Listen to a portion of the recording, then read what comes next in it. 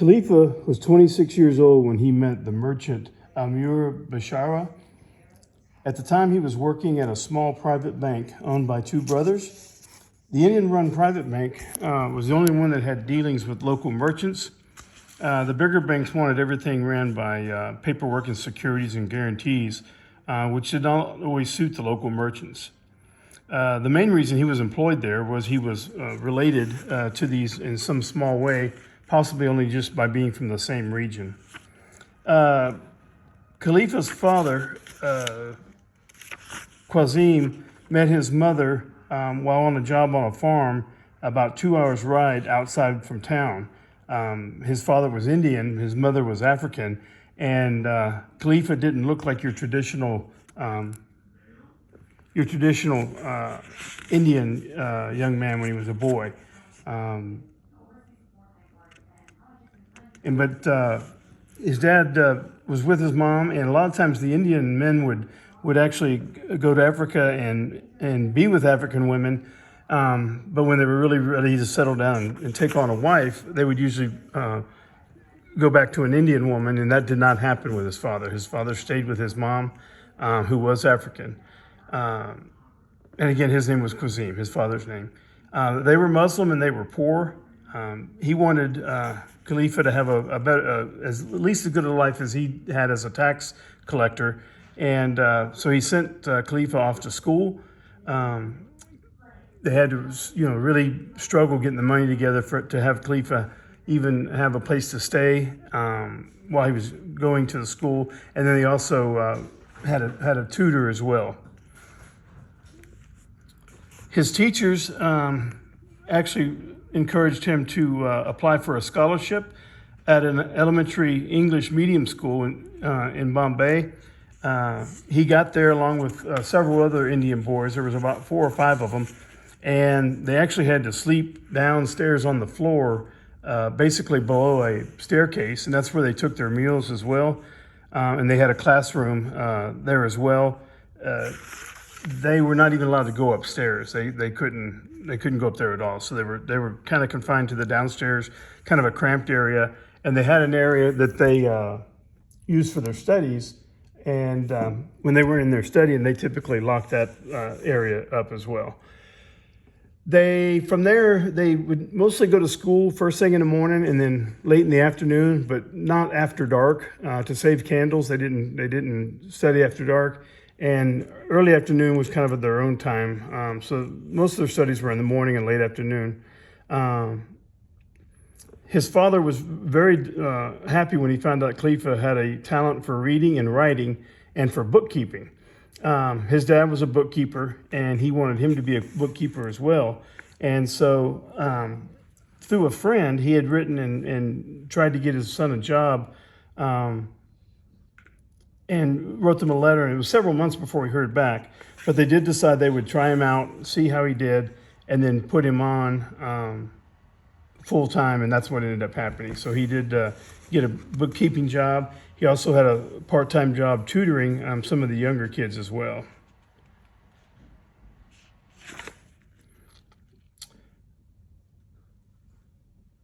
So Khalifa had been working for these brothers for like 10 years. Approached him with a proposition. He already knew Amir Bashara because the merchant had dealings with the bank.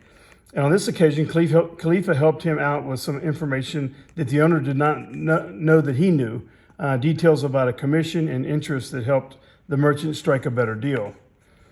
Some months after Khalifa made his little arrangement with Amir, the banker brothers decided to transfer their business to Mombasa.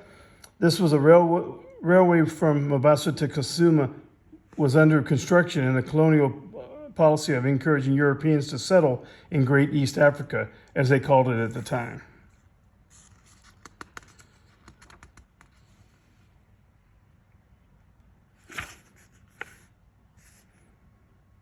Amir was difficult to work for. He was a small, elegant man, always courteous and soft-spoken, and a regular obliging member of the congregation at his local mosque.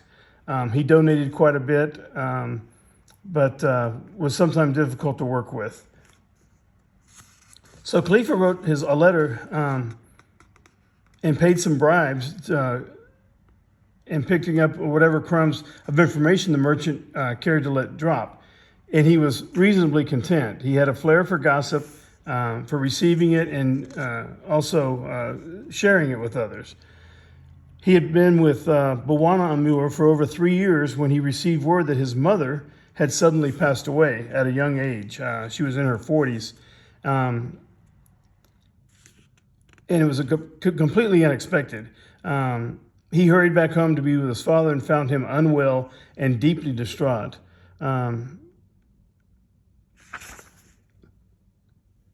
He was no longer able to work and basically sat on the front porch in a rocking chair and didn't do a lot after the mother died. He told Khalifa that this weakness had just come onto him recently. So Khalifa stayed with him for 4 more days and knew from the symptoms that his father had malaria. So that was, of course, bad news as well.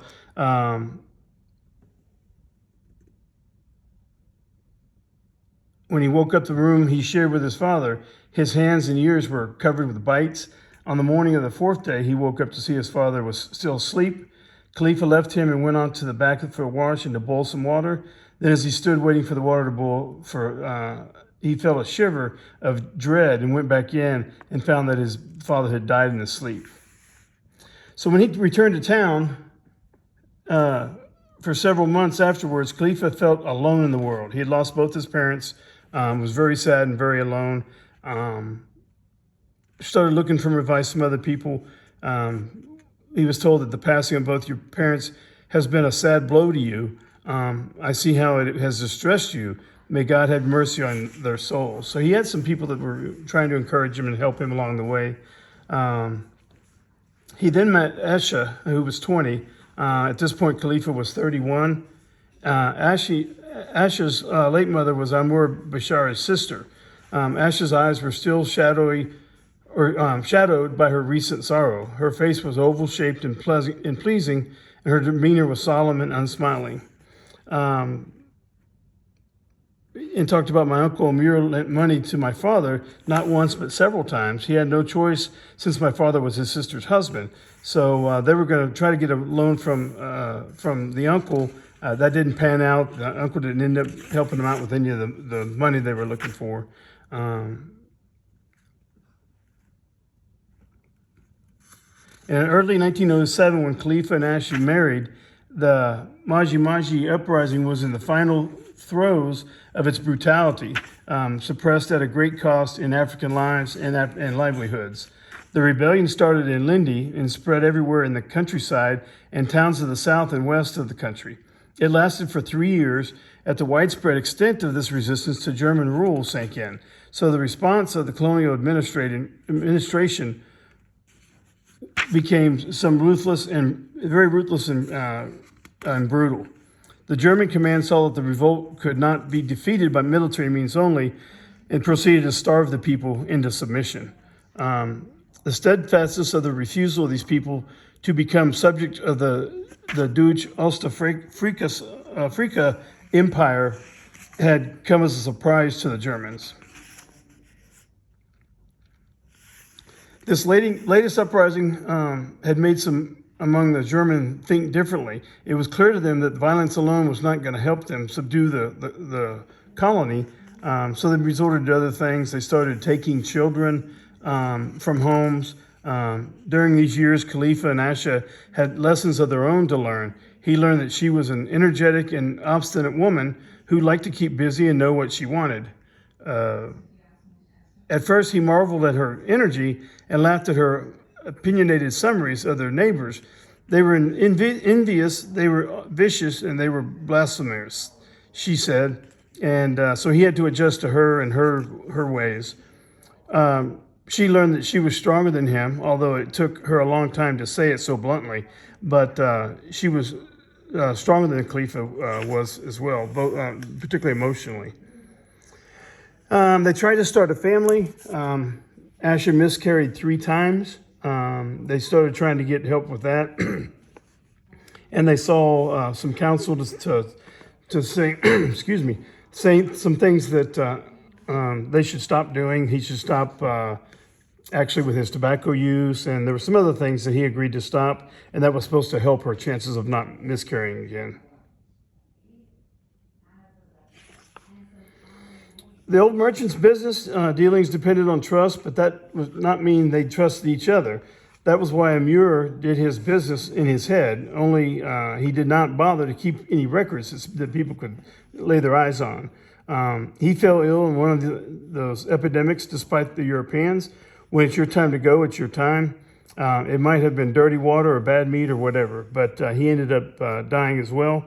Those who owned him kept their heads down, owed him money, kept their heads down, and merchant's fortune was suddenly a lot smaller than he had rumored. Maybe he had meant to give Asha her house back and never got around to it, but he left nothing to her in the will, and the house now belonged to Nasser Biashara, as did everything else that was left after his mom and two sisters had taken their share and the creditors had taken theirs.